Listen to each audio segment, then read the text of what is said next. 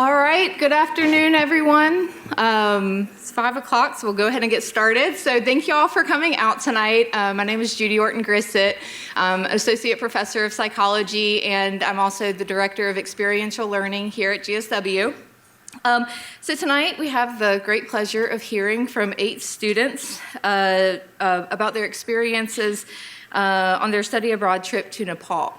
So on January 1st through 17th, earlier this year, these students, along with 3 faculty members, Dr. Kailash Gamire, Professor of Mathematics, Mr. Keaton Nguyen, Professor of Fine Arts, and Dr. Irina Totova, Assistant Professor of Marketing, traveled to Nepal for the course University 4000, Contemporary International Cultures.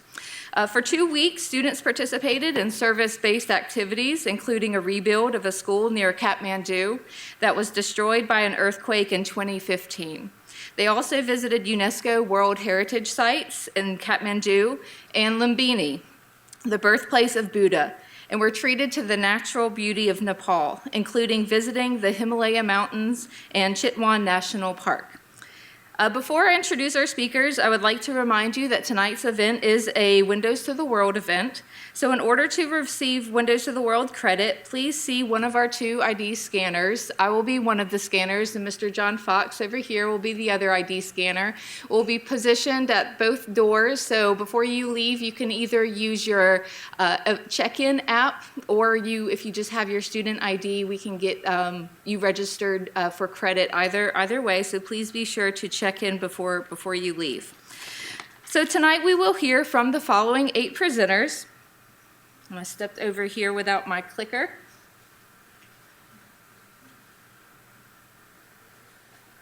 I was busy telling everyone else what to do and not myself. So we will hear from the following 8 presenters on these topics. So you can see that we will be covering religion, education, and a collection of other topics, including gender roles and women's changing roles, healthcare, and agriculture. So each student will speak for about 5 minutes, and at the very end, we will have about 10 minutes worth of questions, and we will be passing around mics during questions, so we can all hear you. All right, before we do get started though, Dr. Gamire would like to say a few words about the trip and show a brief video. Dr. Gamire. Because Julia already mentioned everything what we did. I have a very brief video of about 5 minutes what we did in Nepal. So before that, I'd like to thank Keaton and then Irina for going with us in the trip. And then this group is one of the nicest groups. So let's give them a round of applause for them. So they are a very good travelers.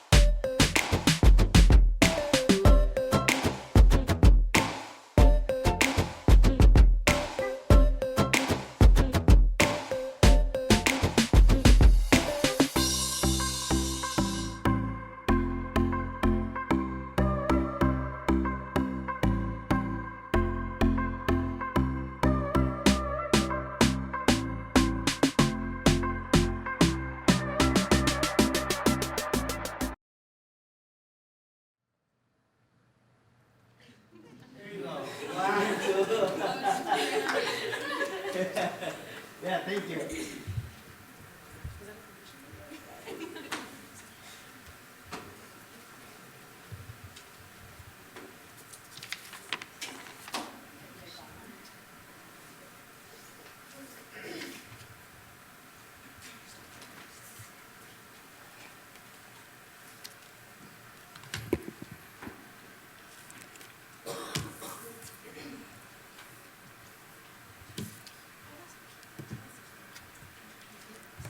Okay.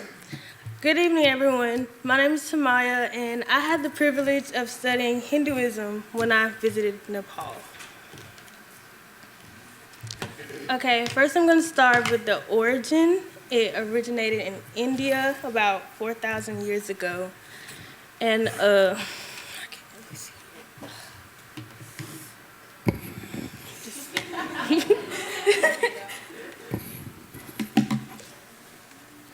Okay, it is the most dominant religion in Nepal. It was classified as the oldest formal religion in the world. And in the early 1990s, Nepal was the only constitutionally declared Hindu state in the world. And it was officially a Hindu state until 2007. Now there are several other religions in the state. And in 1991, 89.5% of the people classified as Hindus, and 5.3% were Buddhist, and 2.7% were Muslim. And the rest were Christian and some other religions. And they follow the caste system, which I'm going to get into later in the presentation.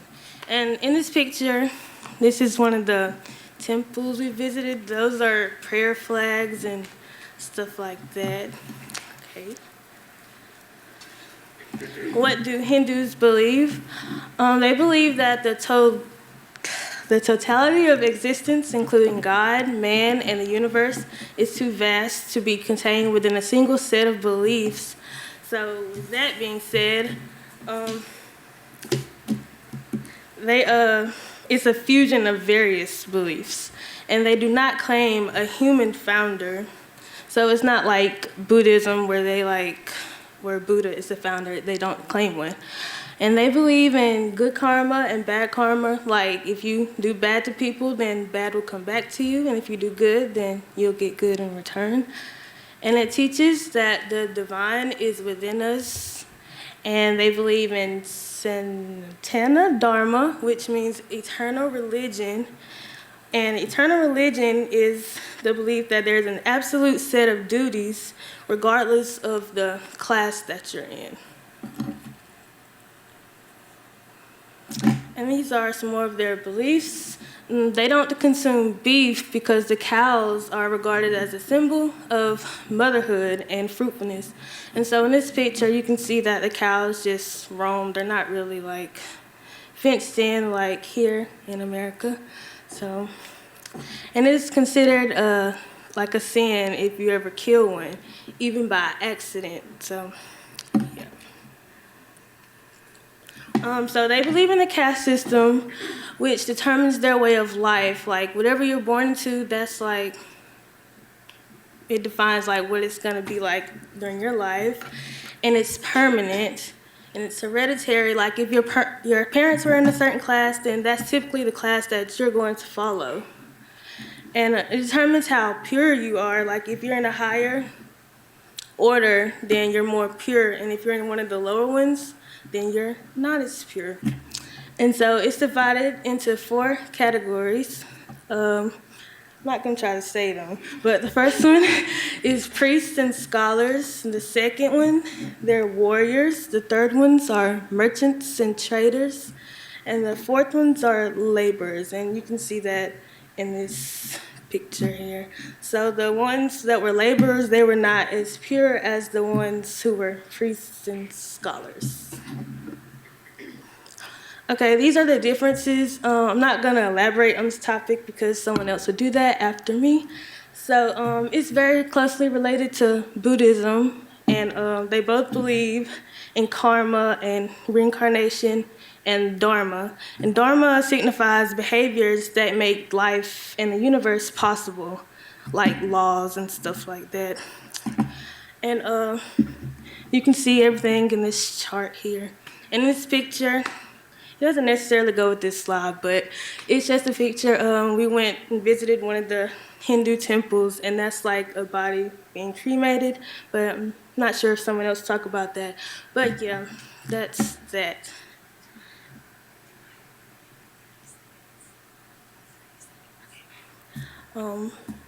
I think that is it. Yeah, that's it. Thank you.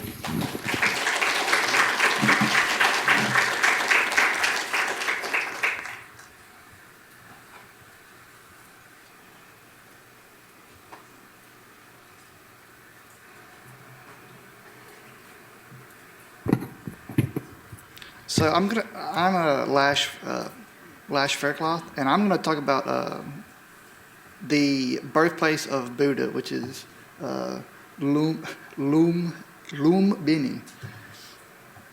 Oh.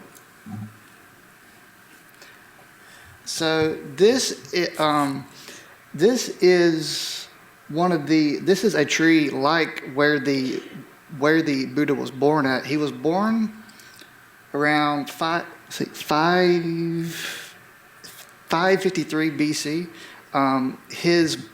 His mother and father, they were kings, and so as they was trying to go back to their palace, the Buddha's mother went into labor, and they had to find a spot. So they found this garden, and that this is where she had the Buddha at. So in Lumbini, there's a bunch of temples, and there's around, I think, 16 temples, and they're from a bunch of different countries. Like the two that we went to, or the two main ones that we went to, was that one over there, which is on the left, which is a one from China that was sponsored by them, and the one on the right was one sponsored by Germany. And so this is a map of the birthplace of Buddha. The two in the two main sections, they're divided into two different parts. One is Theravada, and the other one is Malihadra, and I will get to that later. And so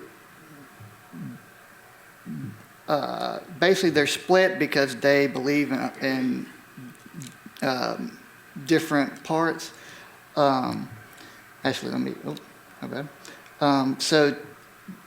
One believes that it takes a very long time to reach enlightenment, and it takes many reincarnations to get there. And the other one, they kind of believe that at any time, if you practice and meditate, that you can reach enlightenment.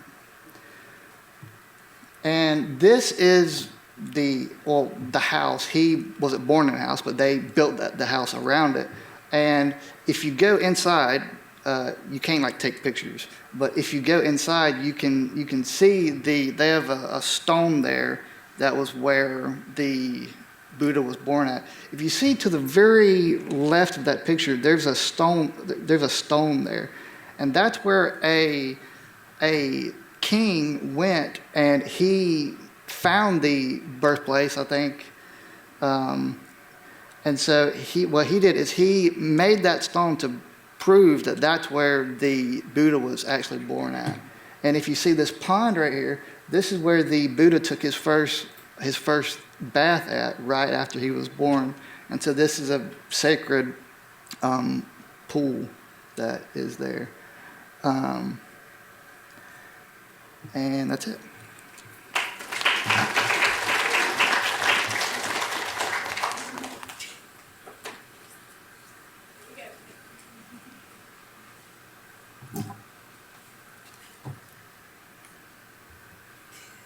Okay, let me move this over here. Okay, told you I was going to be loud. Good evening, everyone. My name is Celie Pierce, and I will be presenting on the worship and ritual practices of the daily life in both the Hindu and the Buddhist religions. So just some statistics as to what religion is like in Nepal. Tamaya kind of touched on this, but these are some updated statistics. So I think the study was done in 2013. As you can see, majority of the country does practice Hinduism, and the second most popular religion practice is Buddhism, so that's why I chose those two to focus on. The first is Hinduism, and all I have is pictures, but I'm going to explain them. And so like I said, this presentation is of how people incorporate these religious practices into their daily life. So on the left here, you see a man and a woman. They're worshiping this god it's not really a temple, it's just like a statue, but they're found all over the place in Nepal. And this is the god Narasimha, which is a man's body with a lion's head. And it's believed that Narasimha was sent to earth to destroy evil and end religious persecution. This is one of the 10 avatars of the preserver god Vishnu in the Hindu religion. And that's a really big part of how people incorporate religion into their daily life is they go to statues like this or temples and they worship, pray, and offer their blessings to the gods. And there's many different gods in the Hindu religion. They're not all worshipped at all times during the day. It's based off on your current need. So I didn't ask this lady, I don't know, but she might have wanted to end evil in her life. I don't know.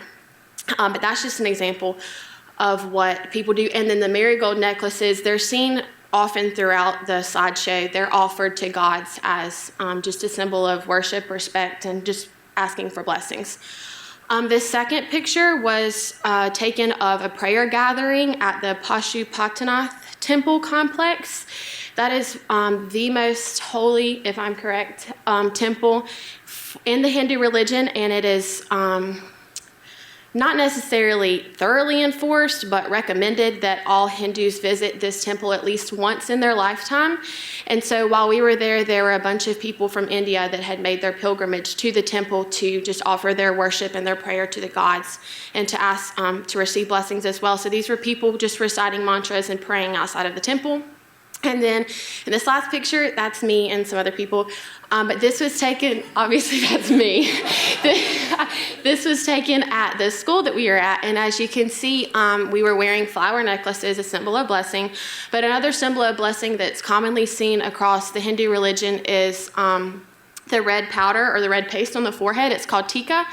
And it is a red powder that's mixed with water, sometimes rice, and it's placed on others' foreheads just as a symbol of blessing and asking the gods to place blessing upon that individual. So you see that a lot. This picture on the far left, that's the entrance to the Pashupatinath temple. We could not go in. Dr. Kamire could, but none of the rest of us could because we're not Hindus. And so we could only take pictures from the outside, but shoes have to be removed as a symbol of Holy Land or the holy place. So there were people in a steady influx going in and out to the temple. The middle one is a picture of a temple at home. It's often times seen in places kind of like out in the country where it's not easy to get to this big temple every day. They have temples built outside of their homes where they pray to their gods and worship and ask for blessings and stuff like that, just within the family, depending on their need. And then Tamaya talked about this as well.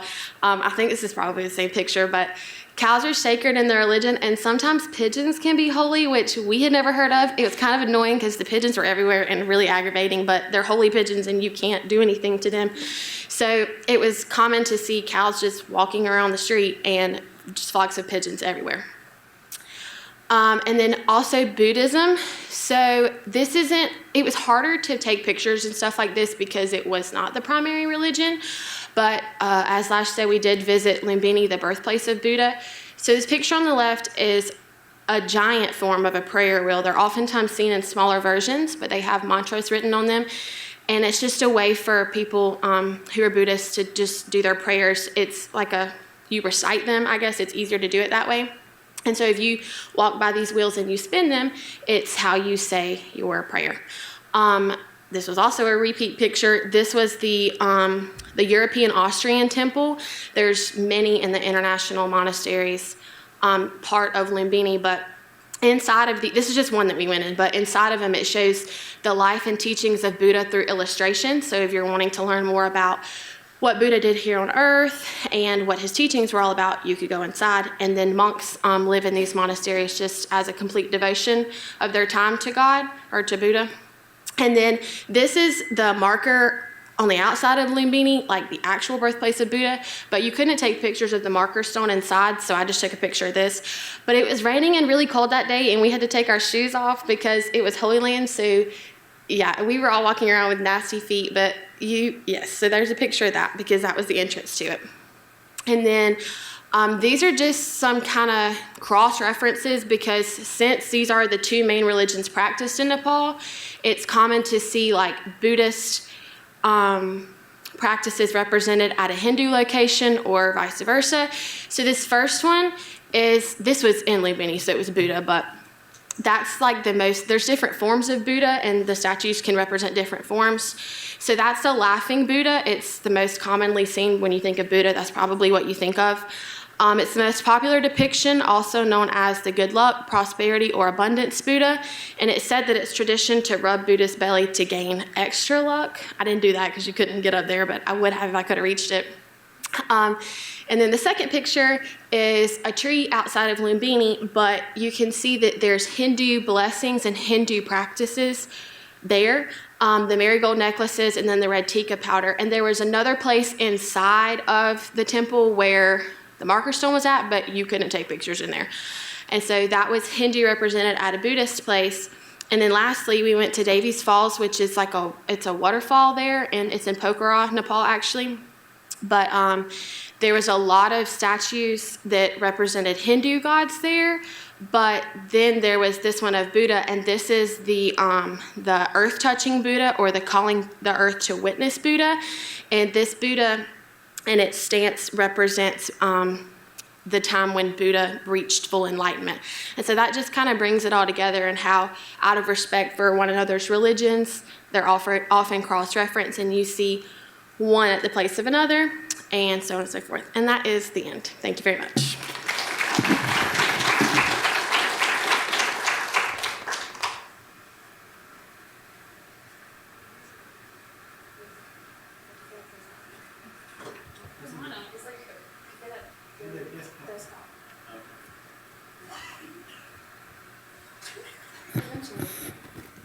Yeah. So my name is Amber. So while Will's pulling this up, I'll just tell you.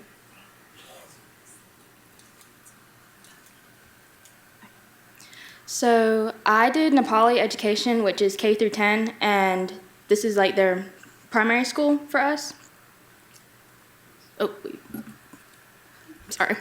So we went to Sri Vishnu Secondary School, and we helped rebuild one of the buildings, and these are K through 10, like I said, but these are students from very poor backgrounds, but while this is a very poor school, this is one of the best schools in the area. So down here at the bottom, these are our kids that we got to, I think we were here for 3 days, and we got to interact with kids, play with them, and see them every day, but these were some of our kids that we saw in one of the buildings. So some of the core classes, I don't know why it's in yellow, but some of the core classes were math, science, social science, Nepali, English language, and population, which population is basically Georgia social studies like you learn in primary school. And here are some of our kids that they're in their classroom looking out at us. So over in the far top corner is Caitlin, Kat, and I in one of the classrooms, and here's a little setting. They're all benches, and they got chalkboards and some dry erase boards. And in this picture closest to me, they were learning geometry, 10th grade geometry, and this is just basically how they learn their classes. It's taught in Nepali and English. They learn English K through 10, and yeah. So up in the top right is the nursery, like the kindergarten class, and painted on the walls are like some symbols that are important to the Nepali culture, and that was the Nepali flag. And right here is a 8-year-old girl. She's in her school uniform, And this is typically how the girls dress. They do wear skirts, and the boys dress similar to this. So some of us did actually observe a class. So some of the things I noted were that they did speak English and Nepali. He asked some questions in Nepali and some questions in English. The classroom was typically divided. There was majority girls, about 13 girls in the class, and 9 boys. And the power did go out sometimes, so over in the back you could kind of see the shutters. The girls in the back would have to open the shutters, and so there would be light in the classrooms because the light did go out every now and then. So here is pictures from one of the classes that we were in. This is one of the answers. It's written in English of one of the girls did the geometry math problem. And I have a picture of the book and one of the problems. And one of the interesting things that we saw is that the questions are actually written in Nepali and the answers are in English, which we thought that was cool. Some problems that they do face, they do have a good curriculum, but by the time it reaches the school, it's too late to be implemented. There's a teaching problem. Not a lot of the teachers are trained. We talked to a few teachers there, and they did have the impact from the 2015 earthquake, so we did help rebuild, but there's still damages, and dropout rates are still high, and typically girls drop out more than boys. And here's Celie talking to some kids. And here are some, whenever we interacted with the kids, we were really sad to leave. They were really interested on what we were, like pictures of America on our phones. And here's Caitlin with her little kid.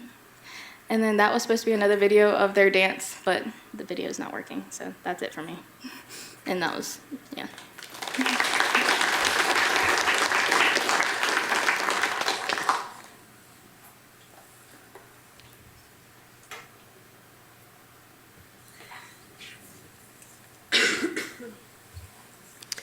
Hello, my name is Caitlin, and I studied the college that we went to. We were able to interview some Nepali students that actually went to their local college.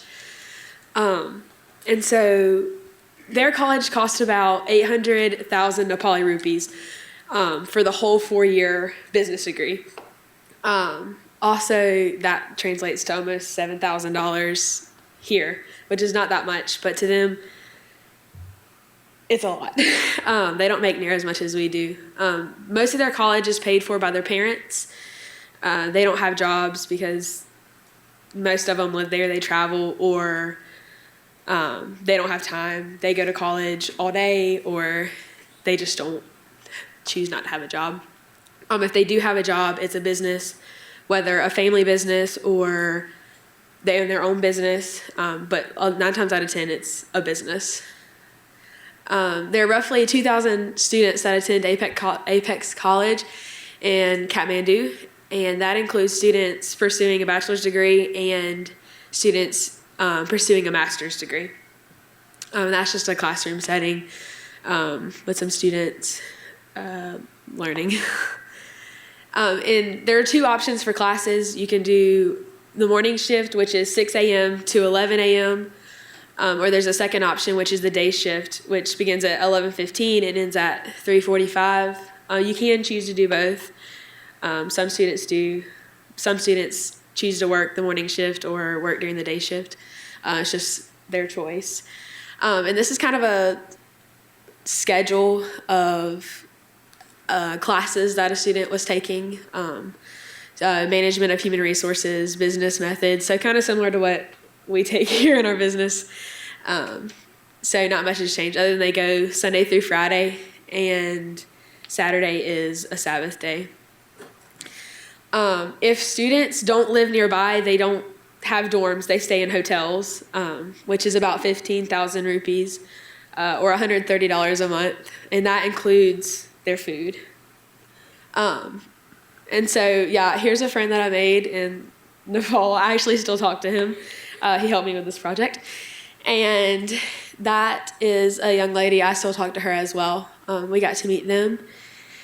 And when we arrived at the college, they did these traditional dances, and it was really cool. It's kind of what they wear when they do their traditional dances. And that was, again, the red that they put on our face. Yeah, I think that's it.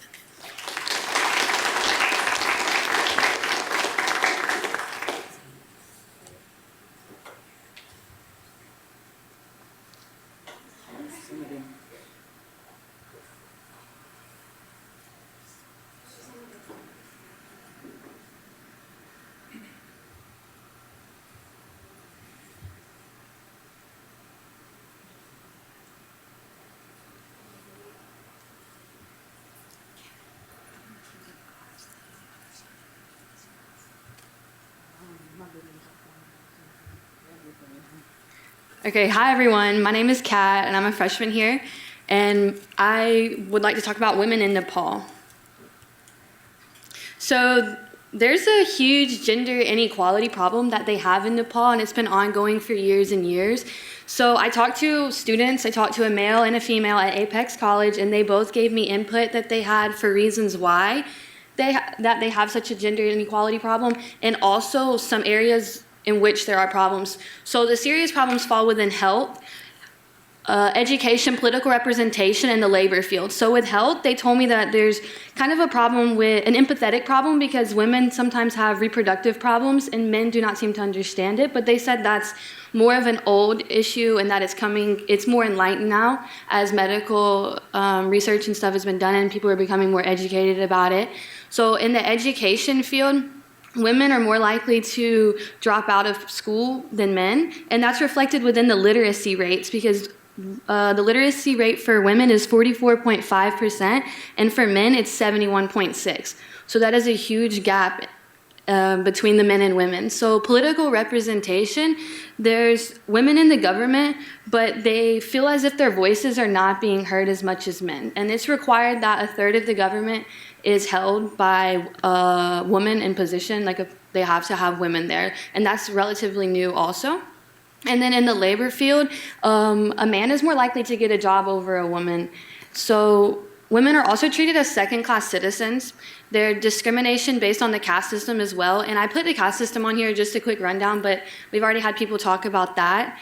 They have a serious lack of education, so we talked about that leading to the inequality and also making them feel as if they do not have the right to talk because they don't have a voice, because they do not know what they're saying. It comes from, as young girls, women are not valued in their homes compared to a son. There was a girl who was telling me actually that her brother could say something and it could be completely irrelevant and her parents would drop everything and listen to the son and not to her.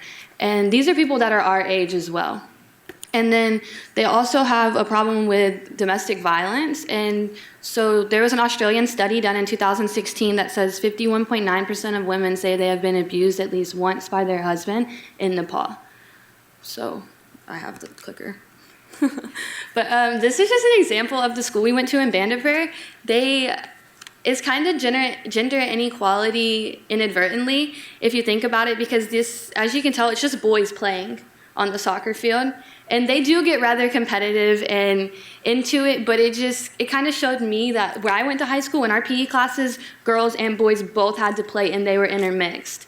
So it's inadvertent gender inequality, but it's there in the school. So just a quick talk, just a little bit about domestic violence it is more common in rural areas amongst young and married women. It's due mostly to that gender inequality. Poverty has a big role in it, as well as low autonomy of women, which comes from the lack of education. And the gender inequality can root domestic violence, as we just said, and domestic violence can also lead to sex trafficking for women. And this is just a picture of sex trafficking thing. So this is 5 Nepali women that were rescued from the Indian brothels, which is a huge sex trafficking system within India. And Nepal and India have open borders. So as long as you're a citizen of one, you can go across. So it was super easy to get girls across for these men. And about 200 to 250,000 girls and women cross the border each year. So in an effort to prevent that, they have started implementing border checks. And if they see men with women on bikes or in vans or anything trying to cross the border, you are going to get stopped and you are going to be questioned. And that's just an effort that they've been implementing recently to help stop this. This picture is actually from April 10th, 2018. So not too long ago, unfortunately.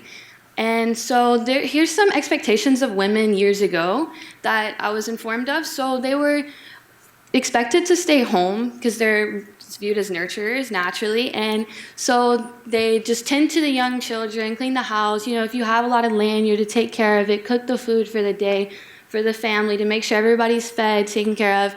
And they did not have hardly any education. So they did not have a skill. So there was no option of working really. Hardly any voice also stems back to the lack of education.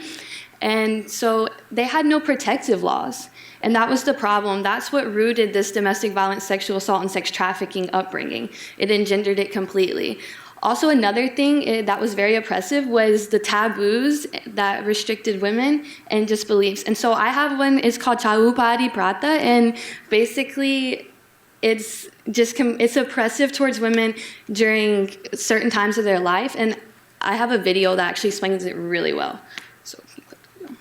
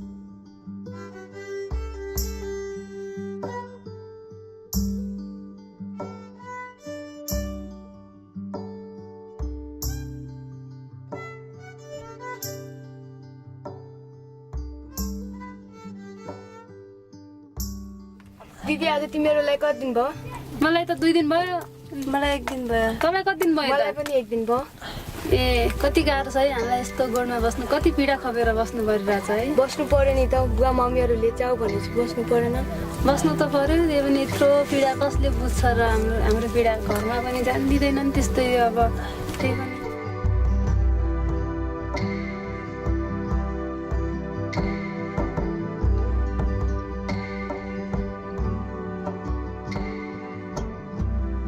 हामी महिलालाई मात्र लाग्ने रहेछ पुरुषलाई लाग्ने रहेनछ यो समस्या महिला हिंसासँग नितान्त जोडिएको विषय छ तर पनि महिलाले यसलाई सहज रूपमा लिएको देख्न पाइन्छ दादाहरुको कुरा लाग्दो थिएन घरमा बुवा मम्मी नै जिद्दी हुनुहुन्थ्यो महिनावारी भएको समयमा घरदेखि टाढा बस्ने कहिलेसम्म यो सजाय पाउने के महिनावारी भएको बेलामा आफ्नै घरको परिवारको एक महिला सदस्यलाई घरबाट बाहिर राखेर विभिन्न हिसाबको पौष्टिक खानाबाट वञ्चित गर्नु र गोठमा राख्नु कुनै पनि हिसाबले सही हो भन्ने मलाई लाग्दैन यसरी पसेको छ कि चौपडी प्रथा यो सही हो भन्ने एउटा कन्सेप्ट छ त्यो जानलाई पुस्ता चेन्ज हुनुपर्छ त्यसैले यसलाई चाहिँ नि अलिकति न्यूनीकरण गरौँ कसैलाई अप्ठ्यारो परेको छ निडी पिपुल भन्छौँ हामीले जसलाई आवश्यकता छ उनीहरूलाई हामीले सक्दो सहयोग दिएर उनीहरूलाई अलिकति अहिलेको समाजमा बस्न लायक हुने गरी एउटा रूपान्तर गर्नु हाम्रो दिदीबहिनीहरूलाई अझै पनि गोठमा थुनिएको खान नपाएको अवस्थामा हामी पाउँछौँ भने त्यो जस्तो लज्जास्पद नराम्रो कुराहरू के हुन सक्छ अहिलेको युगमा आएर पनि हामी यस्तो सोच्ने हामी यस्तो व्यवहार गर्ने यो त एकदमै राम्रो भएन किनभने हाम्रो दिमागमा सानो कुराले त यति टर्चर गर्छ भने त्यस्तो भाँडै छुनु नहुने गोठमा गएर सुत्नु पर्ने यी यावत कुराहरूले चाहिँ गर्दाखेरि चाहिँ मन दुख्छ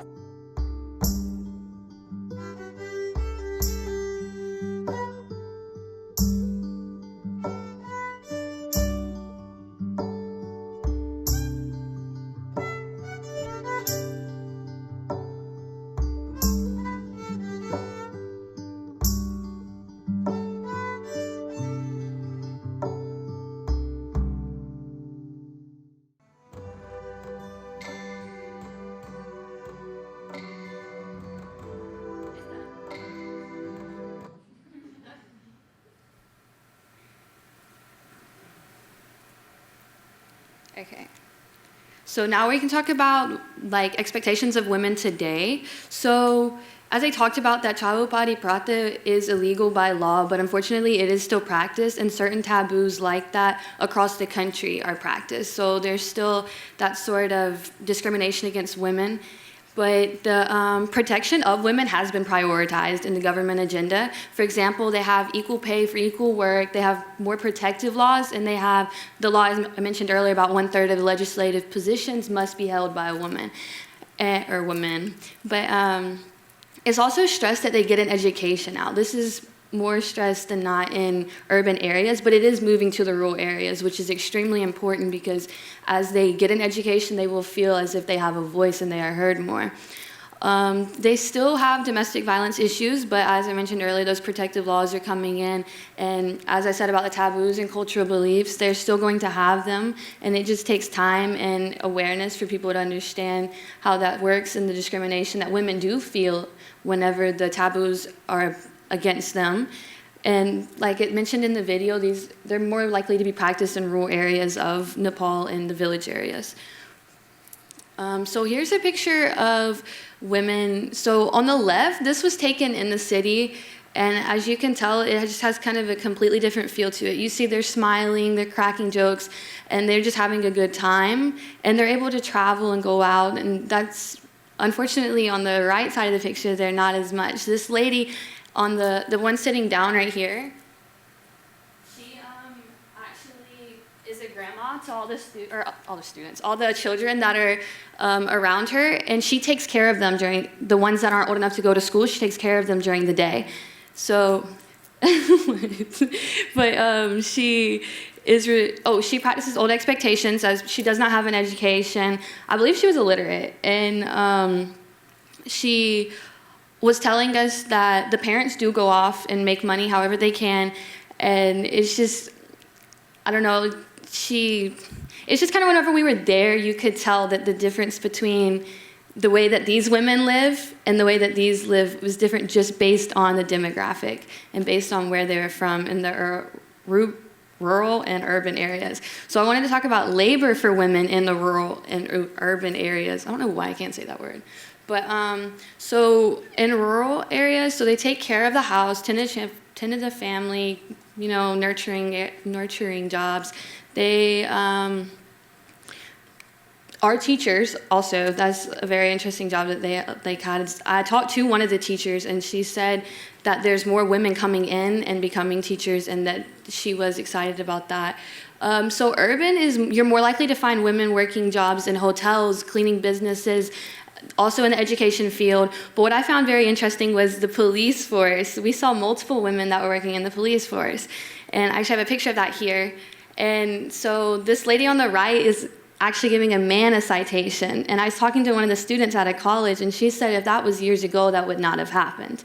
So that is just showing the growth and development for women and the lack of gender inequality within Nepal and how it's changing. But on the left, you have women who are carrying baskets on their head with supplies that's going to make concrete, and they do this from sunrise to sundown every day.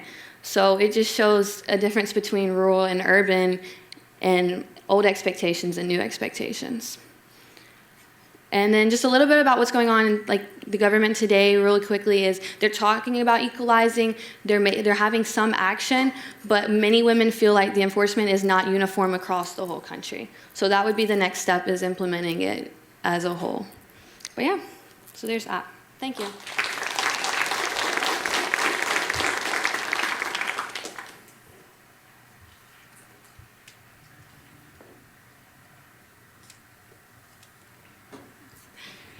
My name is Rachel, and I'll be talking about the Nepal healthcare.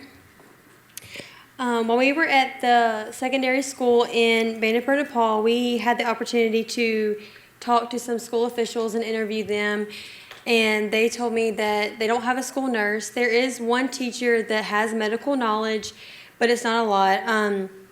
But the government is working on a program to put nurses in schools. Unfortunately, it will be a while before it reaches this school because they're not in the capital city. The principal has medicine in his office that he treats the children with when they're sick, that he gets from the market. The government does not pay for that themselves. The school does. Injured children are taken by a motorbike to a hospital, which is their version of an ambulance. And teachers are not given health insurance or workers' comp. If they get hurt on the job, that's on them to get attention and help that they need. So these are some pictures of local hospitals that I got to see while I was in Nepal. The one on the left is a hospital in the capital city, and the one on the right is their version of a doctor's office. It's just a health post, is what they call them, a clinic in Pokhara. So local pharmacies. All the medicines and pharmacies in Nepal must be registered with the Department of Drug Administration, which makes sure that everything is safe and for the people there. There are a lot of registered pharmacists and pharmacy assistants in Nepal. And this is a picture of one of the pharmacies we saw. And in the corner, you can see the pharmacist helping a person.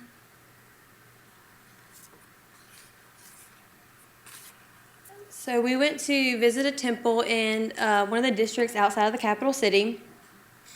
And pictured is the hospice center, where it's like it is here. When they're sick or close to passing away, they go to this hospice center for care and treatment. And once they do pass away, this is where they do the cremations, and the river where they dump the ashes after the cremations are held. While we were visiting the school, we visited a local village, and I had the opportunity to talk to a couple children. One of the little girls was telling me what they do when they get sick, and she says that at their house they have a small first aid kit, but when it's past that and they can't figure out what's wrong or anything like that, they go to the health post, which is a clinic, to get treatment. They don't have health insurance, so they have to pay out of pocket for that. And if it's too bad for the health clinic to treat, then they're sent to a local hospital on a motorbike, which is their form of ambulance. The second child I talked to was named Bishara. She was a little girl, and she broke her arm at school. She was taken by the motorbike to the local hospital where she had an x-ray, and they told her arm was broken. They wrapped her arm in a cast, and she was given a prescription to be taken to a local pharmacy. So there's a picture of me with Bishara and a picture of her medications. One of the medications in the picture are calcium tablets. So I noticed that and researched it and found out that in that area they do have a milk insufficiency, and so it is common for doctors to prescribe calcium tablets. I also read a case study where Nepali mothers choose to breastfeed up to 3 years because of the insufficient milk, and they want to make sure the children are getting the milk they need.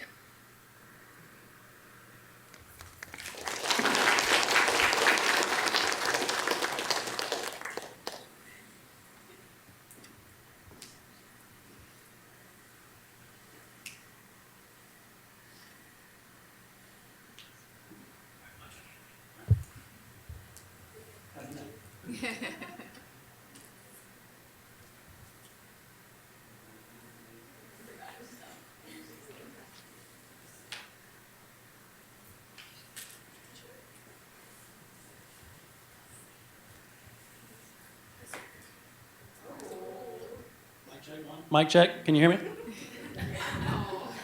Test 1, 2.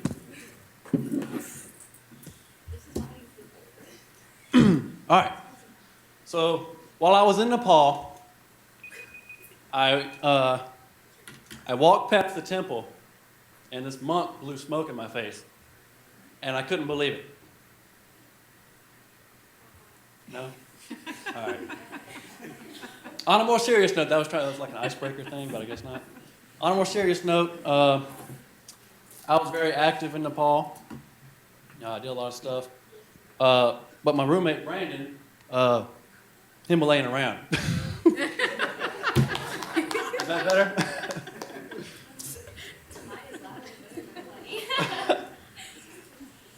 All right, let me get my notes straight first, and then we'll start. You guys thought this was going to be a presentation, but you were wrong. It's a presentation with participation.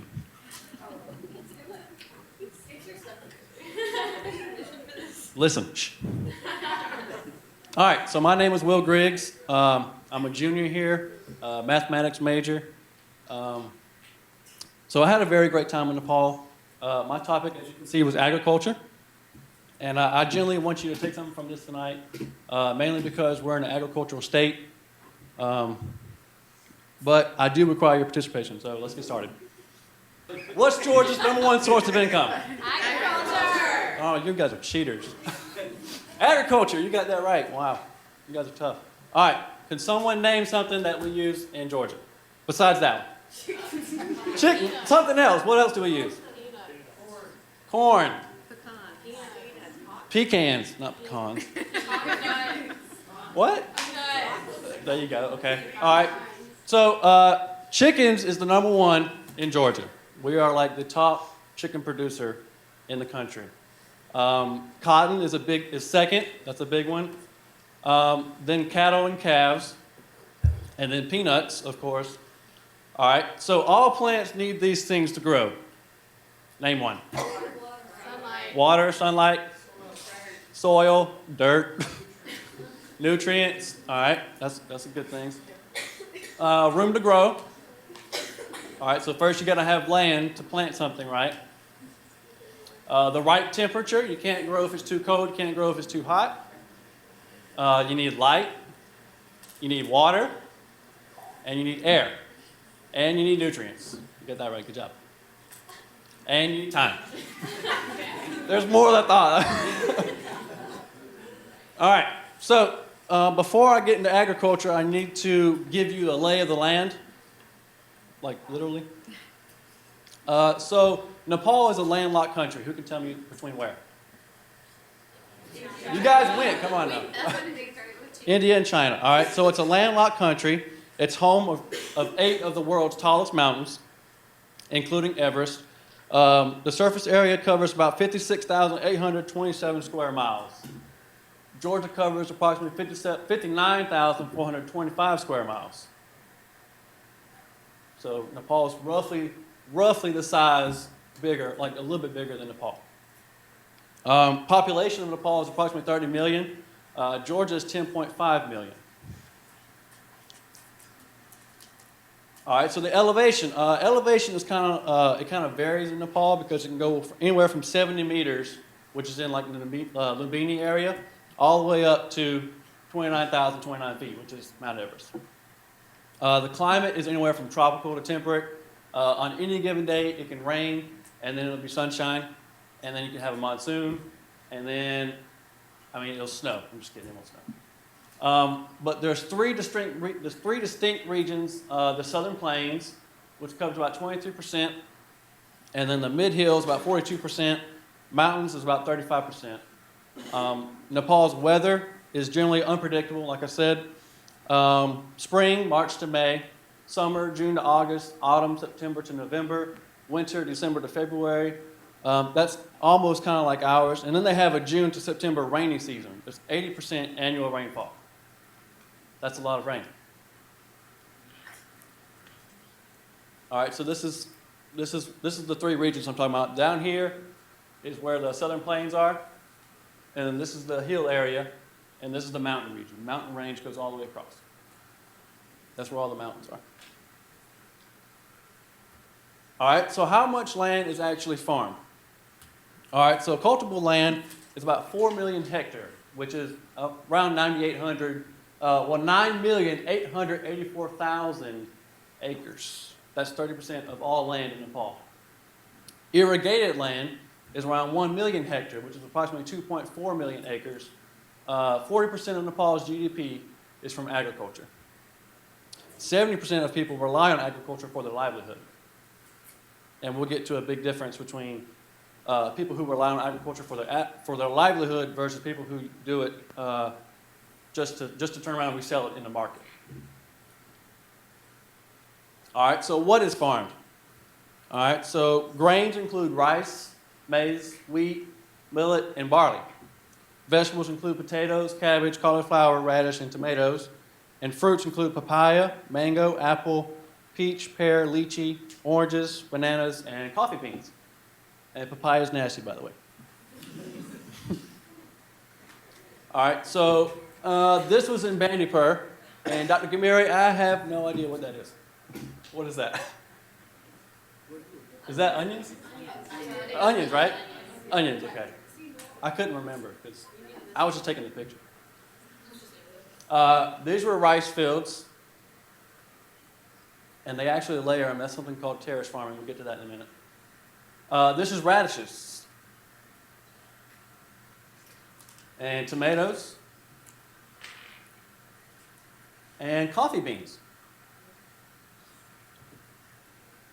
All right, so subsistence farming, that's what I wanted to get to. Subsistence farming is growing crops strictly for meeting the needs of themselves and their families, not necessarily just to turn around and make a profit in market. Agriculture in Nepal is largely based on subsistence agriculture, where approximately 13% of harvest is actually traded in market.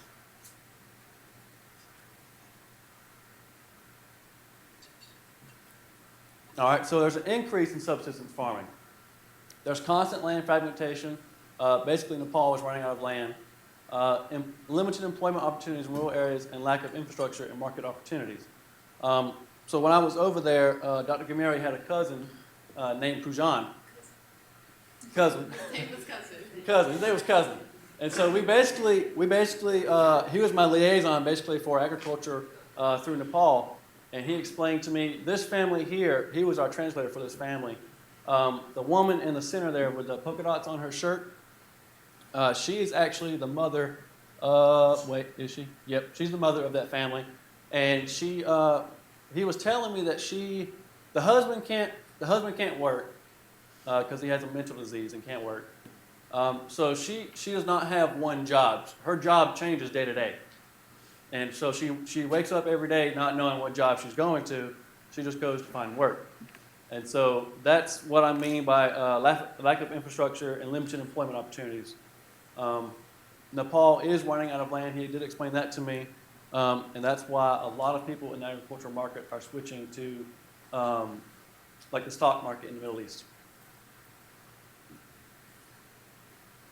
All right, so terrace farming. Terrace farming is another form of farming.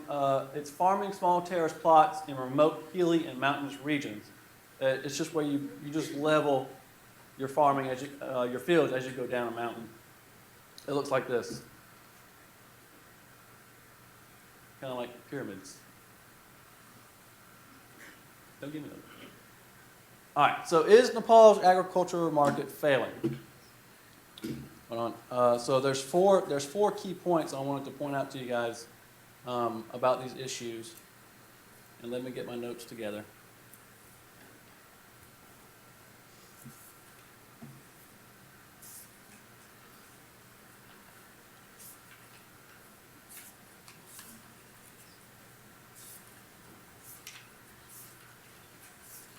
All right, so while I'm doing that, what do you guys call restaurants in Nepal? Mount Everest restaurants. I'm sorry, I'm full of them. All right, so the first point, problem of transportation. All right, so poor transportation facilities is one of the major problems for farmers in Nepal. Nepal is a hilly country. There lacks efficient transportation facilities throughout the country, so it's difficult to transport agricultural product and inputs from one place to another. Lack of storage is a key point. The storage problem is another problem for agriculture market in Nepal. Most of the farmers in Nepal are poor. They do not have sufficient storage capacity for their agricultural products, like warehouses. Farmers do not get reasonable prices for their production. There is no sufficient provision of cold storage facilities in Nepal. Due to lack of storage, farmers are not able to store their products for a long time. All right, so the third point is lack of promotional activities. Promotional activities like advertising, personal selling, sales promotion, etc. are not widely used in agriculture products. So basically, we were on the roads in Nepal, and there's rarely a time when you would see, like, well, unless it was a Coke sign, like agriculture being promoted. So the last one is lack of organized market. Organized markets have not developed in villages for farmers to sell their products. The farmers are not linked with their own association for the protection of their professional rights. Poverty, lack of support by government, lack of knowledge, etc., all the reasons for unorganized agricultural market in Nepal.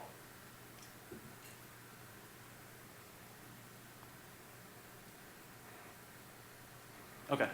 All right, so I have here a video that I wanted you to watch. I forget the name of this city. It's kind of hard to pronounce. But I think when we were in Chitwan, maybe.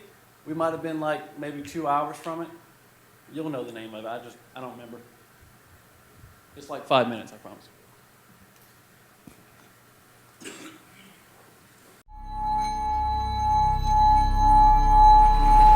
अभी नबीन यहाँ पैदा whole बनी छ यहाँ अपन खेती गृहस्थी कर लेता यही तम के आदमी सब पैदा होल बटे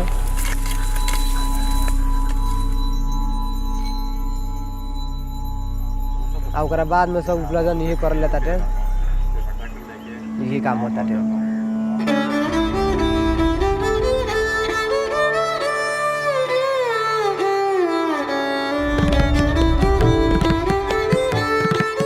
Lorik is a villager who comes from this place called Sugoli Birda. He has started a new venture for himself, whereby he drives his newly acquired mobile mill to people's houses and he grinds cereals for them. He has created an extreme amount of value for the locals within the society who otherwise had to access their stationary mills and spend lots of time, spend a lot of money. But with Lorik, people can get all of those things done at their own homes for much cheaper price and most importantly save a lot of time. The laws of the land do not allow him to operate a mobile mill because according to the enterprise law, one has to be able to produce a permanent address for his business, which he cannot with a mobile mill.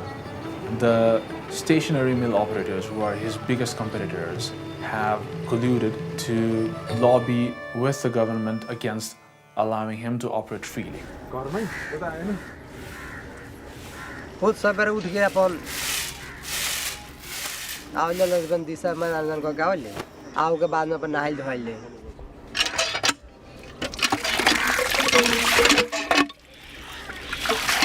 फिर नहा धोवा के पूजा कर ले पूजा कइला के बाद में अपन गाड़ी को अगरबत्ती बता होता के अपन जहाँ जाए के बाद अपन गाड़ी लेके अपन कमाई जाएंगे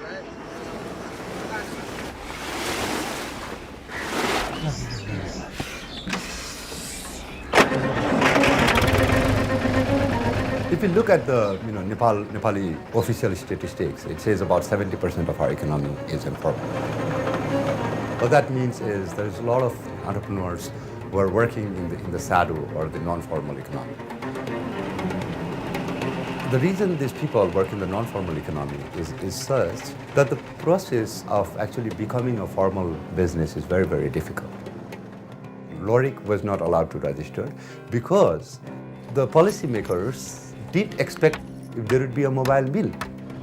Someone came with an innovative idea to solve a lot of problems, and there was no policy to register such kind of mill, so they prevented.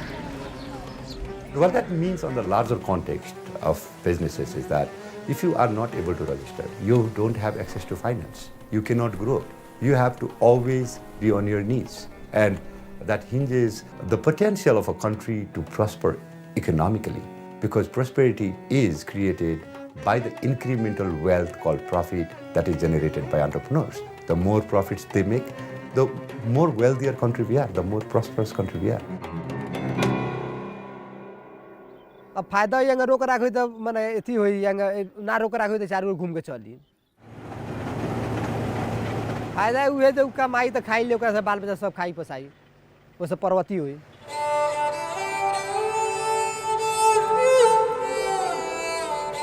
फ्लेसर से कमा के लिए आके खाना बना के खाई लेला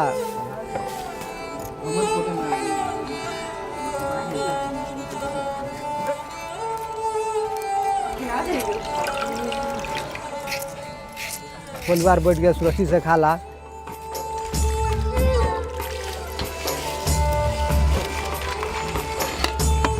सबके बढ़िया मन नीचे लागल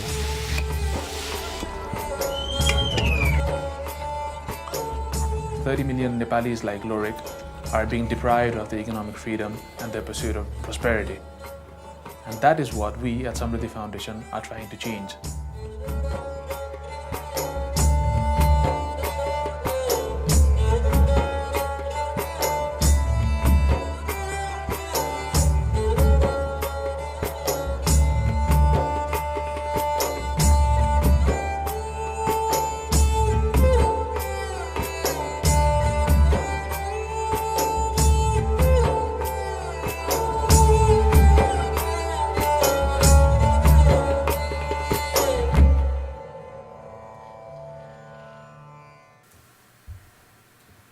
Test, 1, 1, 2.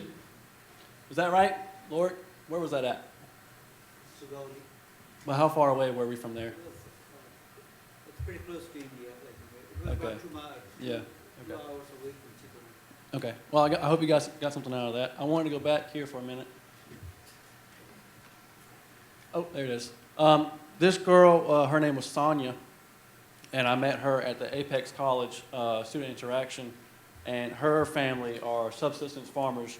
After the 2015 earthquake, her dad used to own a lot of farmland, and the earthquake basically wiped him out, and he had to sell everything he had. And so they have like maybe half an acre of land outside of Kathmandu, and they farm strictly to provide for their family. And that was my example of subsistence farming. I didn't want you to see a picture of me and a girl up there and talk about subsistence farming.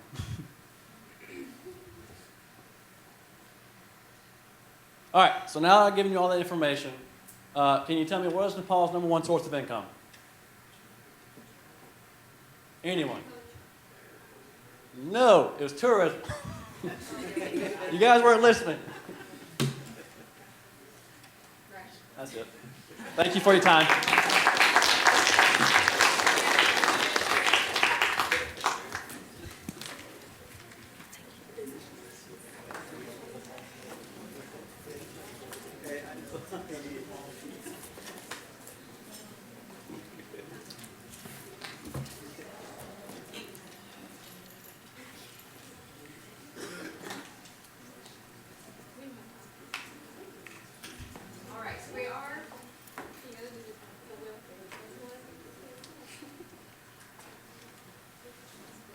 Hello? Hey, okay, so we are a little over time right now, but if anyone has any questions, we have 2 mics. We could probably take a couple of questions from the group. I'll go. Okay, all right. Okay. And I'm going to give you the mic just so it'll be recorded on the, it won't pick it up on the video, so. Oh. Okay. Here's my question. What do you mean by land fragmentation? Land fragmentation?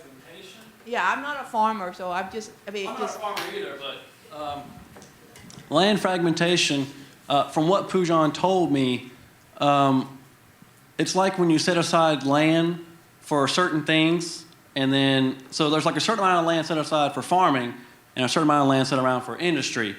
And it's like more land set aside for industry than for farming. Does that make sense? okay. Oh, okay. So Maybe, probably not. So you're saying they're taking away the land, so the farmers don't have enough land for farming? Dr. Gamiri, help me out here. Because I'm not quite sure I understand. He's Nepali, How I could don't they know. not have enough land to farm? I just... Fragmentation, one is like, once you have your land, like when it goes to your kids, and what happens is they divide the land. So what happens is the land plot, like the farm that we have is shrinking. So now we have small area of land, and the brother only have a small area of land. So after that, what happens is after a couple of generations, then the farming acres is shrinking so fast. So there is no like people are building so many houses instead of being farming. This is one way of fragmentation. Oh, they're losing land to Yeah. developing Exactly. houses. Okay, not because. The next one is like as we mentioned that they are like instead of doing farming, like they are moving towards opening new industries. Okay, so now here's 2 more questions for whoever earlier. Do they marry within their caste? Are you asking me? I'm not sure who was addressing that earlier, Yeah, but so like you can marry, so this is kind of relatively new. You can marry a caste like below or above you, but whichever spouse has the lowest caste is what you now are. So like the So you Sudra cannot, or- you cannot move up in your caste. You are what, so if someone is in the bottom and someone is at the top, if Brahmin marries bottom, then you're the bottom now. you're going down. You are, there is no. Oh, so you can get a demotion. Oh, I see. Okay. So that means people are not going to want to marry down because Like the government provides subsidies for people who actually do end up marrying down. So it's trying to compensate and like mix the caste system up a little bit, so it's not distinctly, you are this, you are this, you are that. They're trying to become one, while also they're still implementing the caste system. So Okay. Thank you. That helped. And then one last question. Where is Buddha buried? I know where he's born, but where is he buried? Because when I traveled to China, they had different places where he's buried in China, so I just wonder. You guys know?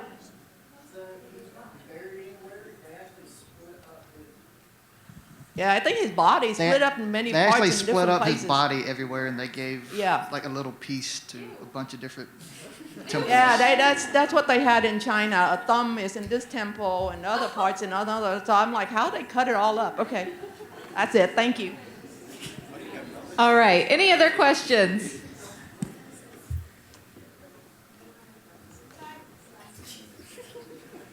All right. This question's to the whole group. What were your favorite foods?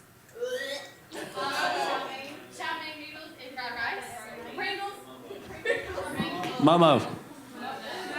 Makes you want Momo. It's like chicken dumplings, like chicken wrap dumplings. You know what?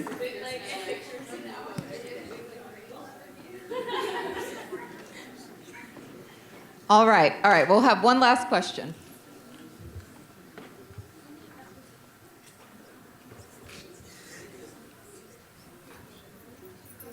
This is to the math major and the person who was talking about women's laws and rights.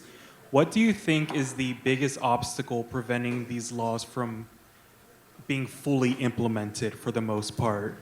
Okay, I think it's just with time, or with change comes time. So for so long, they have implemented that women they're below men. They have low autonomy. They don't have a voice. That's just what's been implemented. They've been told that. They live it in their households. With their brother and the sister comparison, he speaks, he's heard. She speaks, she's not. And it's just what they've been around. So it's just time and changing and making sure it's constantly being implemented as well. And that's where the government comes in and just and education. So it's just going to take time, I think.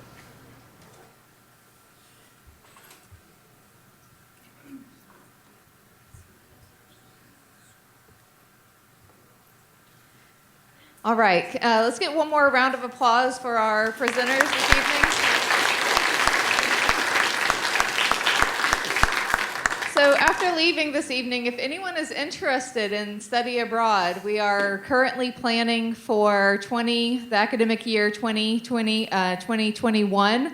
So if you are interested, we do have a study abroad webpage. If you'll just go to the GSW main page and type in the directory, in the directory study abroad, you'll pull up the page. And also feel free to email me. So my contact information is up here. It's simply judy.grissett@gsw.edu.